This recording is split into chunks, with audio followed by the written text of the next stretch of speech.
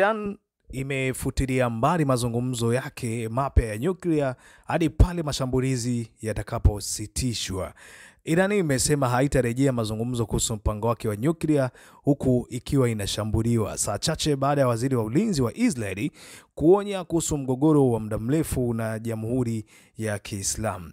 Waziri wa mambo ya nje Abbas Araghchi alikutana na wanadiplomasia wa Ulaya mjini Geneva ambao walimtaka kufufua juhudi za kidiplomasia na Marekani kuhusu mpango wa nyuklia wa nchi yake. Mwenzake wa Israeli Eyal Zamir alisema katika hotuba yake ya video kwamba nchi yake inapaswa kuwa tayari kwa kampeni ya muda mrefu na kuonya siku ngumu mbele. Mapigano yaliambatana moto usiku wa kuamkia leo, huku jeshi la Israeli likitangaza wimbi jipya la mashambulizi dhidi ya hifadhi ya makombora ya Iran baada ya Iran kurusha makombora kuelekea Israeli ya kati. Milipuko ilisikika karibu na mji wa Tel Aviv nchini Israeli. Ripoti zinasema kuwa jengo moja lilichomwa moto katikati mwa Israeli kwa kuangukiwa na makombora. Araghchi alisema Irani iko tayari kuzingatia diplomasia mara tu uchokozi wa Israeli utakapositishwa.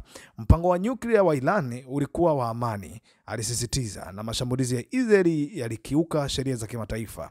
Iran aliongezea itaendelea kutumika haki yake halali ya kujilinda.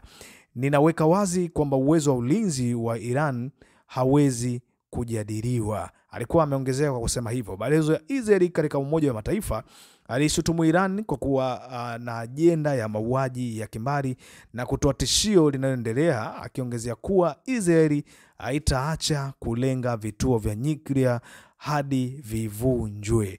Rais wa Marekani Donald Trump alisema Iran na kiwango cha juu cha wiki mbili ili kuepuka uwezekano wa mashambulizi ya anga ya Marekani, akipendekeza kwamba anaweza kuchukua uamuzi kabla ya makataa ya siku 14 aliyoweka Alhamisi. Ninawapa muda na ningesema wiki mbili zingekuwa za juu zaidi, Trump alikuwa anawaambia waandishi wa habari.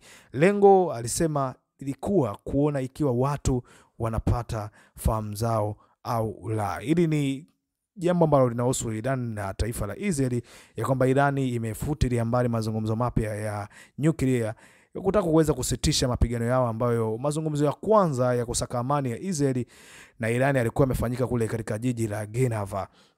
Hatujajua hatima ya jambo hili itakuwa kwa namna gani, lakini kwa sasa hivi Irani imesema yale mazungumzo yaweze kufikia sehemu yoyote wakati sisi tunashambuliwa.